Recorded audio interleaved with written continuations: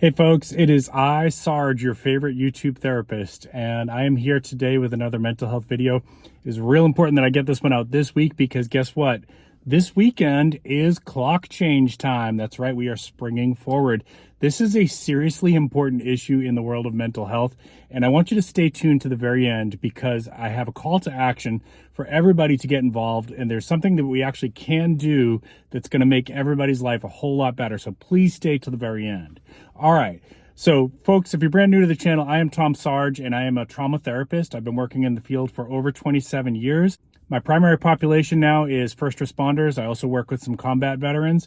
And I want to say that this is an issue that is near and dear to my heart because it comes up every year, and we always have discussions about how this is affecting people. So without getting into the history of how we got ourselves into this mess, let's just all acknowledge that the clock change is bad for us, and I'm going to give you a couple of reasons why. Okay, first one is there's this thing that we in the field call sunset depression, which is nighttime when the sun goes down. This has an effect on people where you're much more likely to feel lonely. You're much more likely to have even some seniors with some memory issues and dementia issues have problems with sundown. And the more sunlight that we get at nighttime, it actually is generally better for most humans, right? There's probably some exceptions out there, of course. There's always some exceptions. But for the vast majority of people, more sunlight at night after work, when you're coming home from work, is going to be more beneficial to both your mental health and your physical health because you're more likely to get outside, walk around your neighborhood, do a little gardening, walk your dog, play in the backyard with your kids. All of those things we know are good for your mental health. But sunset depression and sundown syndrome, those are two big ones there. All right, next one is seasonal depression. So there's a lot of people out there, whether they realize it or not, are suffering from seasonal depression where reduced sunlight at nighttime again is impacting their mental health, their energy level, their testosterone production, all kinds of production of other neurotransmitters, serotonin, dopamine, things like that. So seasonal depression is one that a lot of people don't understand what's happening, but they're getting the winter blues. Now, I used to live up in the Northeast in Massachusetts, and I would start to notice it around March, would really start to kick in for me because it's a very long winter up there. Now I live in a southern state, and it's much, much more manageable for me. By February, we're starting to get some warm days, brighter sunshine, blue skies.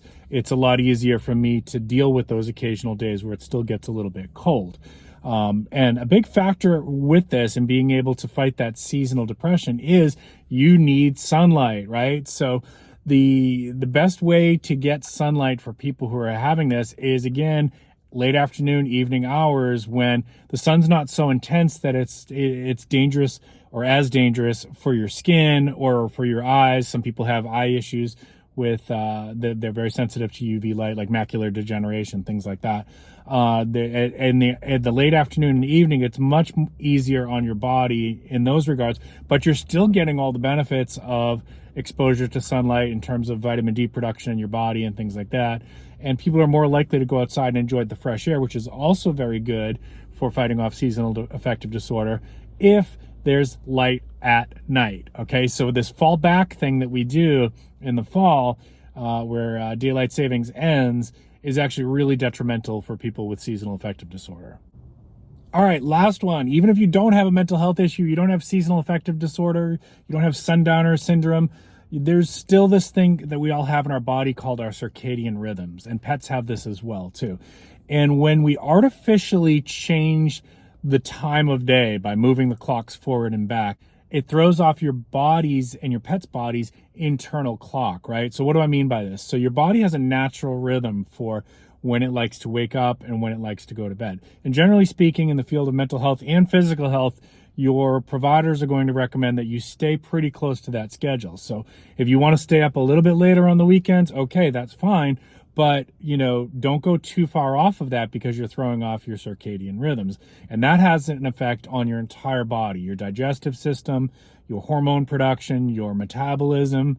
All of it is affected when you don't maintain a good circadian rhythm. So when we throw it off with this artificially moving the clock forward, moving the clock back, moving the clock forward, moving the clock back, we're throwing our internal clock into chaos. You can really see this even more in pets when they don't understand why they're not getting fed at the same time, things like that. And there is some techniques that you can do to try to ease into that. But let's be honest, how many of us are adjusting our schedule 3 weeks prior to the clock change? Because that's what you would need to do, is incrementally by 15-minute slots be changing your bedtime and wake up time.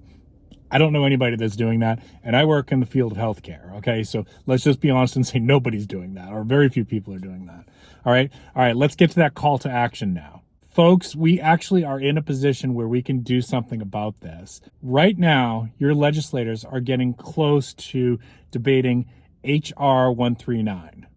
This is the Sunshine Protection Act.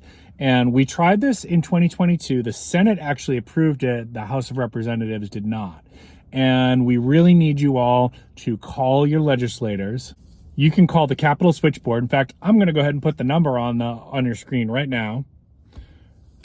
1-202-224-3121, and tell your legislator that you want them to take a vote on and approve HR 139, the Sunshine Protection Act. This will finally kill this nonsense, and it's going to be good for you and me. Now, please, I know everybody's like, yeah, somebody else will call. I'm not going to do it. No. Please, because everybody does that. It's like when there's a fire and nobody calls the fire department.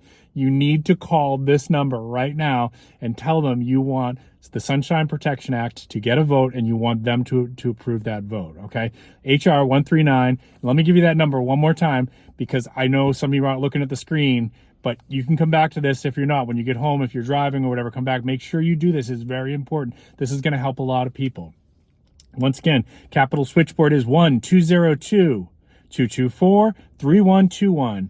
And when the switchboard answers, they're going to ask you who's your representative, who's your senator, who's your representative. And if you don't know, say, I'm not sure, I'm from the state of Alaska or whatever, and ask to be connected to the legislators for Alaska. They're going to ask you if you're a constituent. So make sure you're calling for your state and your area. And when you leave a message, because a lot of times most of the time you're not going to get the senator or representative, you're going to either get a voicemail or you're going to get an aide. Make sure you emphasize that you are a voter and this is very important to you, okay? That you're a voter in their area and this is very important to you. Folks, please get on this. I'm asking for a call to action on this. Now, last thing, share this out to as many friends as you can. Give me a thumbs up if this has been helpful to you. If you're new to the channel, please consider subscribing.